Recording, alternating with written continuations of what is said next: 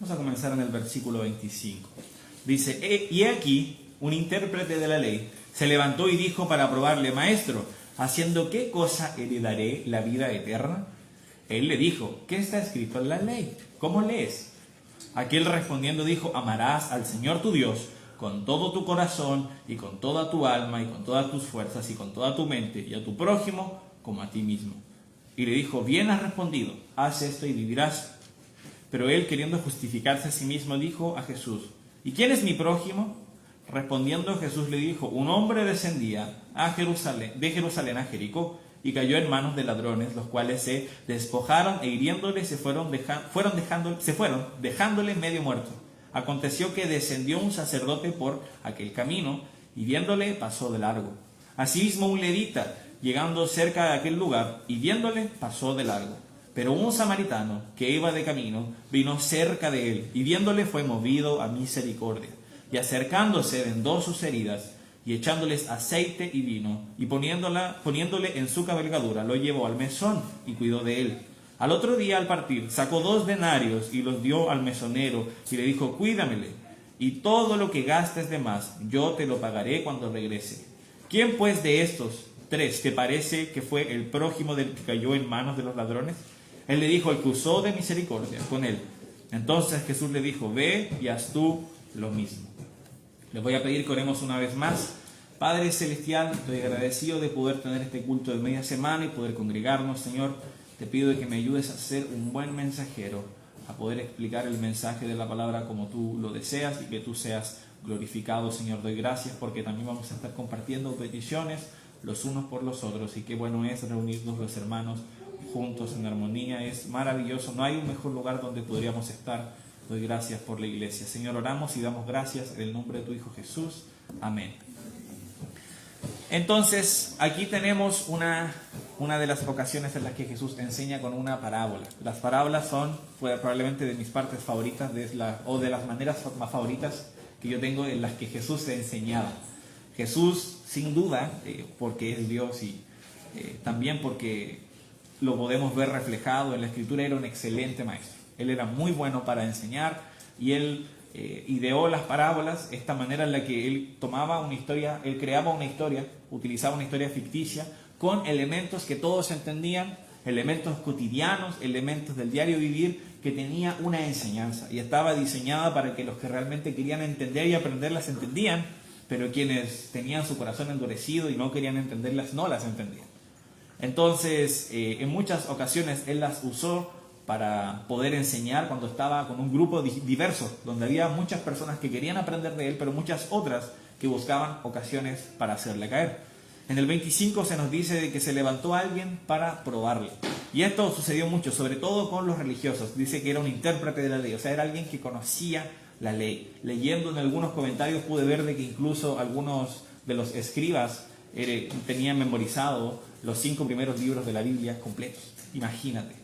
Y tú y yo a veces no podemos memorizar Juan 3:16, pero nos muestra la capacidad que hay en nuestro cerebro y también el compromiso que ellos tenían para la memorización de las Escrituras. Es algo muy sano, de hecho, y la Biblia nos habla de eso en Salmo 119. Nosotros debemos memorizar las Escrituras y guardarlas en nuestro corazón para no pegar contra Él.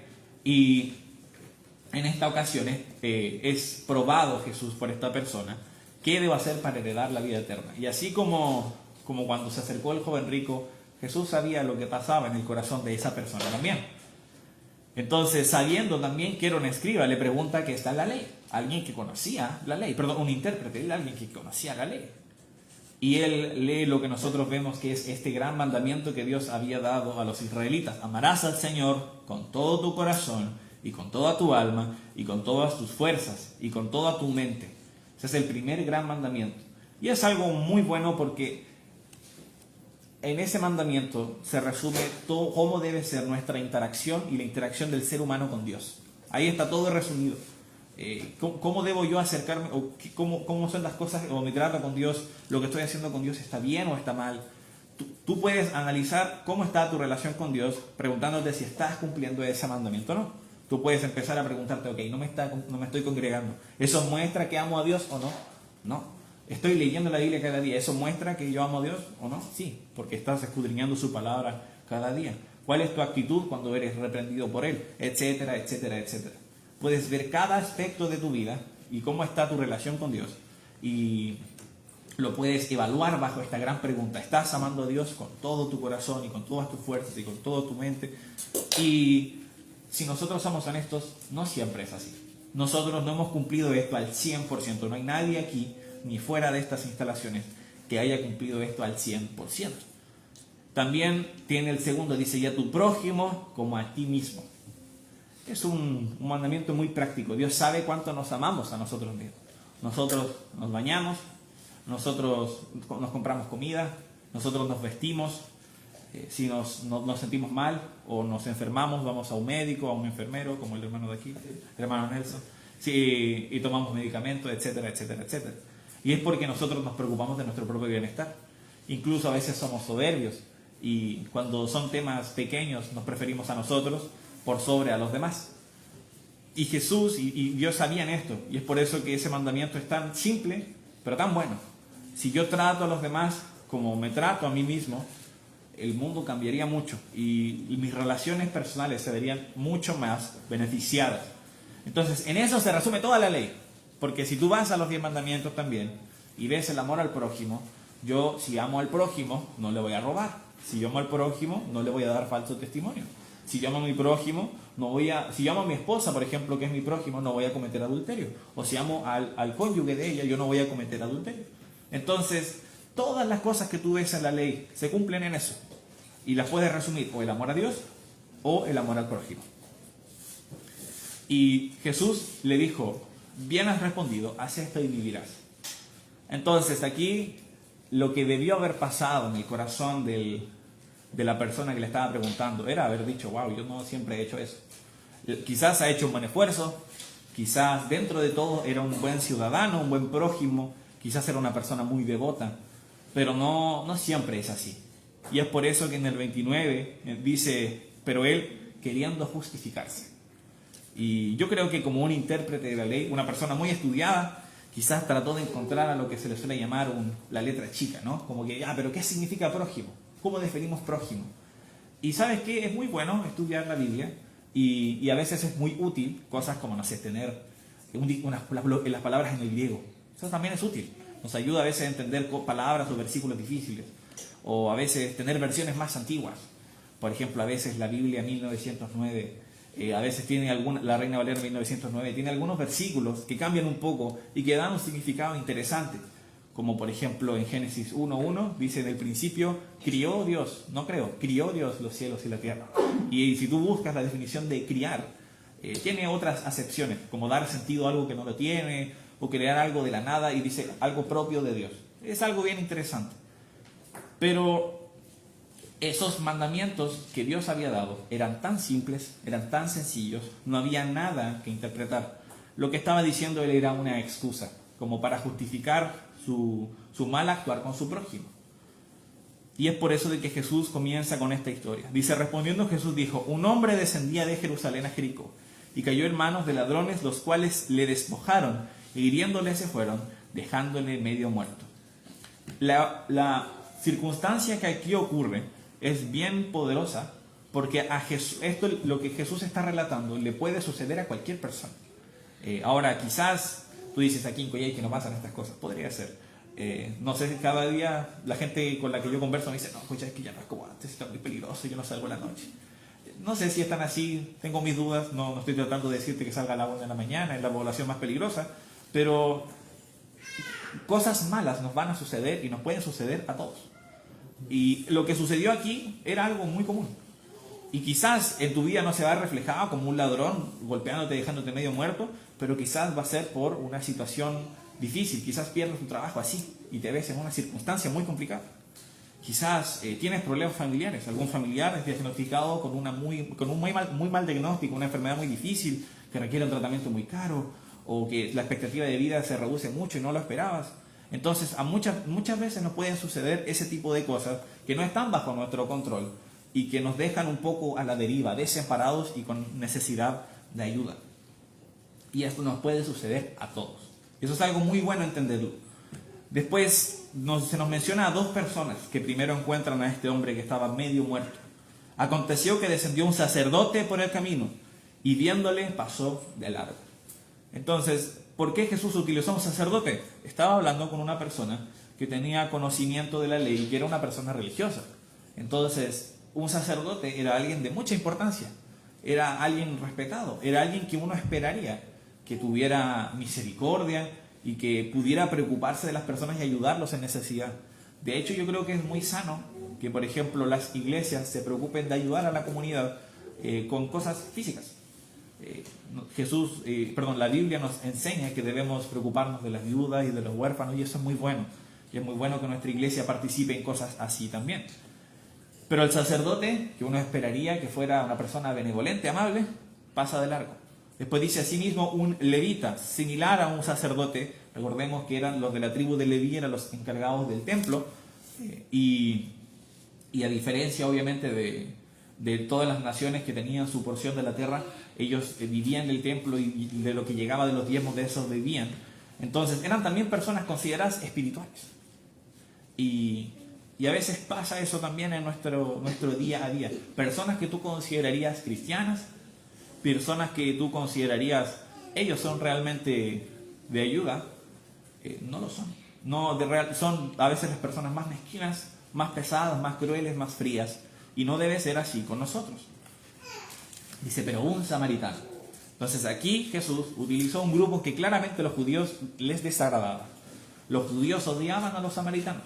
Es por eso que la mujer del pozo se sorprende cuando Jesús le habla en Juan capítulo 4. Dice, pero ¿por qué tú me hablas siendo yo samaritana? Tú judío. Los judíos y los samaritanos no se llevan, no se hablan, no se tratan entre sí. Por temas históricos, y hay un resentimiento ahí. Y quizás, obviamente, los samaritanos a nosotros es una palabra que quizás no nos provoca sentido. Pero puede ser personas, quizás a ese samaritano tú le puedes colocar un nombre, que puede ser una nacionalidad, que puede ser un estrato social, que pueden ser a lo mejor incluso familiares con los que tienes problemas. No sé quiénes son tus samaritanos, pero muchas veces nosotros tenemos prejuicios hacia ciertas personas, hacia ciertos grupos, que nos hacen pensar, no, pero ¿por qué ayudaría a alguien así? ¿O por qué alguien así podría ser bueno, o gentil, o generoso?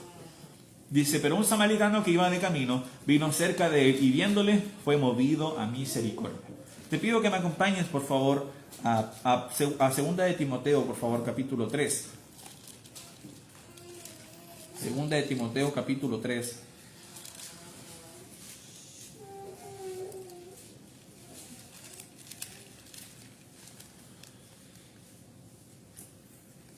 El versículo 2 dice, porque habrá hombres amadores de sí mismos, avaros, vanagloriosos, soberbios, blasfemos, desobedientes a los padres, ingratos, impíos. Aquí Pablo estaba advirtiendo a Timoteo de las personas que vendrían en estos postreros días y daba muchas características negativas. Y quiero que veas lo que dice en el versículo 3, dice, sin afecto natural. Entonces, esta palabra da como a entender como una especie de como un corazón cauterizado. Es decir, no sé si entiendes la palabra cauterizado, es cuando una herida es tratada con calor. Y obviamente, probablemente no sea la técnica más estándar de la medicina, me puede corregir, hermano Nelson, pero en momentos de a lo mejor de extrema necesidad, como por ejemplo podría ser en guerra o en combate, la gente cauteriza sus heridas, quema las heridas para que la piel quemada una y no se desangre. Pero muchas veces esas partes quedan sin sensación, sin tacto. Ahí a eso estaba refiriendo el versículo 3, sin afecto natural. Debemos tener mucho cuidado de que nuestro corazón se vuelva así. Nuestro corazón se vuelva insensible, duro como una roca. Y que cuando nosotros veamos a personas pasar necesidad, nosotros seamos completamente indiferentes. Por ejemplo, yo observo en nuestra cultura cosas así similares con el alcohol. Cuando personas están intoxicadas por el alcohol, están borrachas, a nosotros nos genera risa. Muchas veces.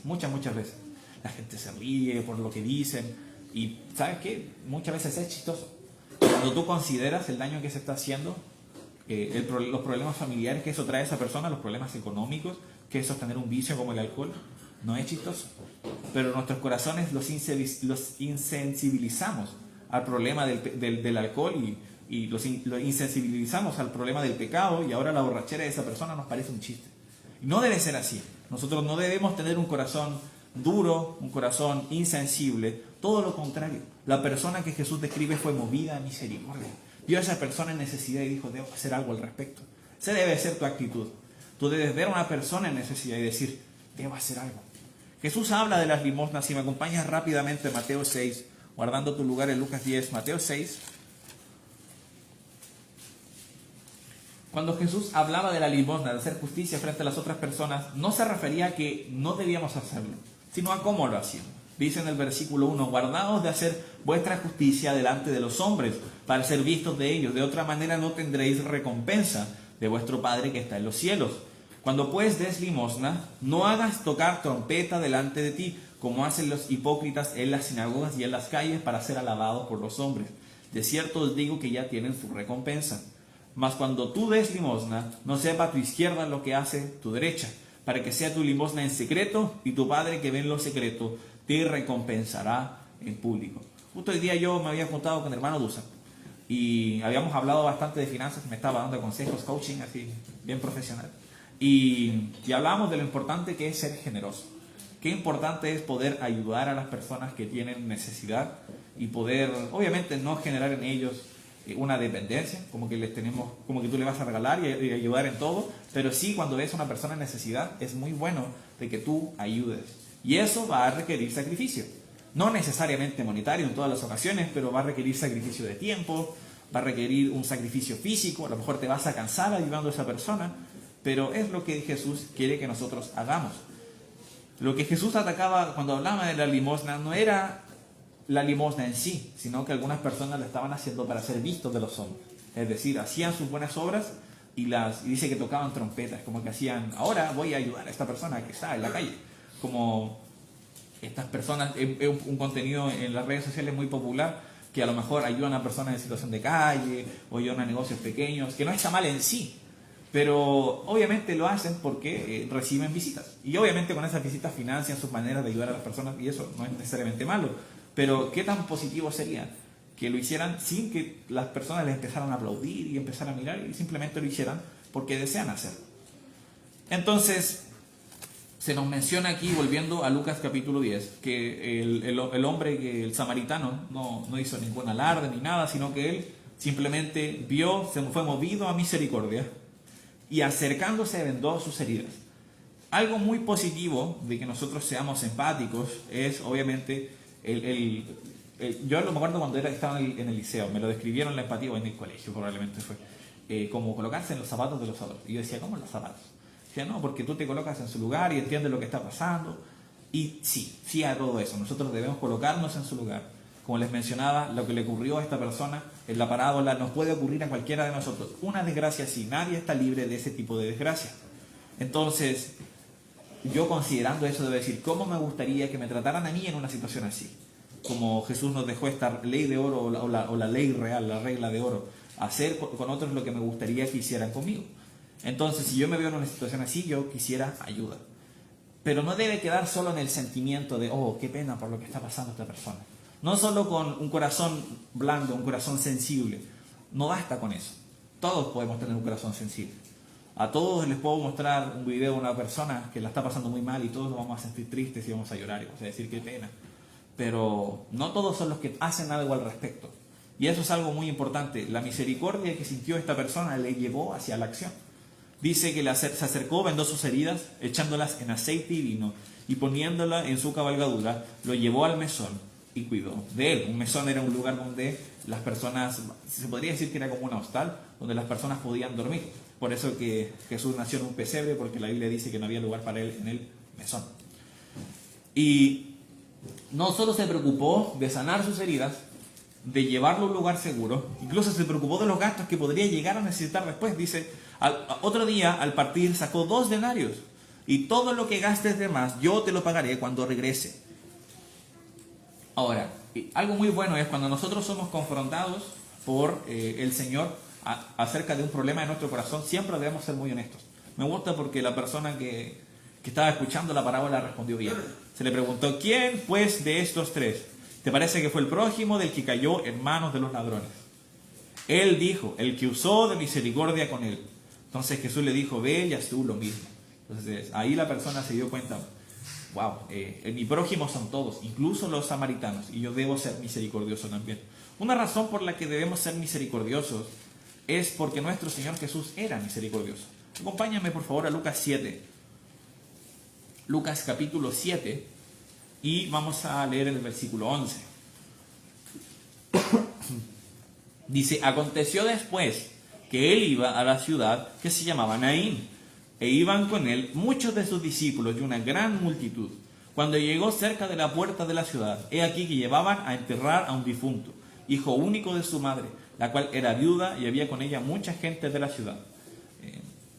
No sé si alguna vez has estado en un funeral, pero no es el lugar más animado, es bien triste. De hecho, una vez me pasó que fui a un funeral por accidente, o sea, que tenía que ir a un funeral y decía el cementerio de los Cuatro Vientos, algo así, ¿no? Cuatro Vientos se llama. Y yo busqué en Google, ¿cuál es ese? Porque no los conocía por nombre. Y Google, hermano, se lo prometo, me tiró al que está en el centro, digo, como por Baquedano, pero no, es ese de allá. Y yo fui y había un funeral. Entonces dije, llegué, ok. Y entré muy vestido formal, muy serio, y llegué y lo estaban sepultando. Y claro, pues dicen, no, esta persona fue un padre. Y yo dije, pues la persona en la que yo vine a ver no era padre. Y claro, me di cuenta que no era nada que ver y me fui. Pero yo miraba a las personas y no estaban contentas. O sea, para mí eso fue como, accidente, iba a ser una anécdota quizás divertida. Pero las personas que estaban ahí nos la estaban pasando bien. Las personas que estaban ahí estaban tristes. Era un ambiente triste. Yo ni siquiera conocía a la persona que estaba ahí, pero igual fue deprimente ver a todo lo que estaba sucediendo ahí. Más al saber que, por ejemplo, era padre, era esposo. Es triste un funeral. Y eso es lo que se estaba viendo. Cuando el Señor dice, la vio en el versículo 13, que se compadeció y le dijo, no llores. Y acercándose tocó el féretro y los que lo llevaban se detuvieron. Dijo, joven, a ti te digo, levántate. Vemos de nuevo estas dos cosas. Primero, el Señor Jesús tuvo misericordia, tuvo compasión. Vio a esta mujer que había perdido, y si te das cuenta es bien trágico. Se nos menciona de que era el hijo único de la madre y era viuda. Era la única familia que le quedaba. Y ahora había fallecido. Entonces Jesús vio esa situación. Y obviamente siendo el Señor Jesús, es decir, siendo Dios, sabía todo lo que ella estaba pasando. Y por eso se compadeció. Le dijo, no llores. Y acercándose, tocó el féretro y todos los que lo llevaban se detuvieron y dijo, joven, a ti te digo, levántate. Vio, tuvo compasión e hizo algo porque podía hacer algo al respecto. Entonces se incorporó y el que había muerto comenzó a hablar y lo dio a su madre. Y todos tuvieron miedo y glorificaban a Dios diciendo, un gran profeta se ha levantado entre nosotros y Dios ha visitado a su pueblo. Se extendió la fama de él por toda Judea y por toda la región de alrededor. Algo muy positivo de hacer misericordia es que Dios sea glorificado. Entonces tú ves que ellos hicieron misericordia, Jesús hizo misericordia, tuvo compasión, actuó, y ¿quién se llevó la gloria? Dios. Ahora, Jesús es Dios, pero es algo muy bueno de que nosotros, cuando hagamos una buena acción, como habíamos leído en Mateo 6, no buscar los aplausos y las miradas y el agrado de los hombres, hacerlo en lo secreto, y si tienes la posibilidad, que Dios sea glorificado. Si a lo mejor estás ayudando financieramente a alguien, le puedes decir, lo que yo te puedo dar es porque Dios me ha prosperado. Ocupar oportunidades así para hablar a otros acerca del Evangelio. Es positivo de que nuestra misericordia no simplemente sea para poder hacer cariño a nuestro ego y decir, aparte de todo lo que eres una persona altruista y generosa. No se trata de eso. Y no solo se trata de colocarnos como el héroe en la vida de esa persona, sino que Dios sea glorificado por acciones como esa. Les voy a pedir que me acompañen orando y con eso vamos a terminar.